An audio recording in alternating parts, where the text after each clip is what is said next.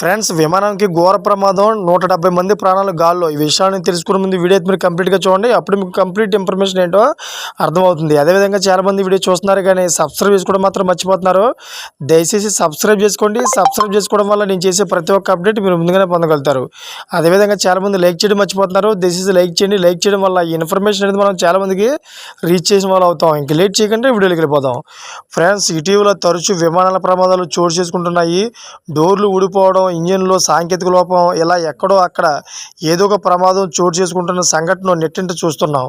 అయితే తాజాగా మరోసారి అలాంటి ఘటనే చోటు చేసుకుంది. విమానం టేకాఫ్ అయిన 10 నిమిషాలకి విమానం రెక్కలు దెబ్బతినడంతో వెంటనే ఫ్లైట్ ల్యాండ్ చేశారు. దాంతో పెను ప్రమాదం తప్పింది.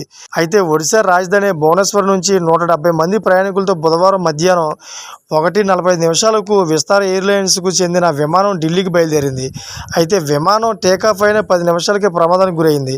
అకస్మాత్తుగా మేఘాలు కమ్ముకొని గాలివానతో వడగళ్లు పడడంతో విమానం రెక్కలు దెబ్బతిన్నాయి. అది గమనించిన పైలట్ అప్రమత్తమయ్యారు. వెంటనే భువనేశ్వర్ విమానాశ్రయం అధికారులకు సమాచారం ఇచ్చి రన్వేపై విమానాన్ని దించేశారు. దాంతో ప్రయాణికులంతా ఊపిరి పీల్చుకున్నారు.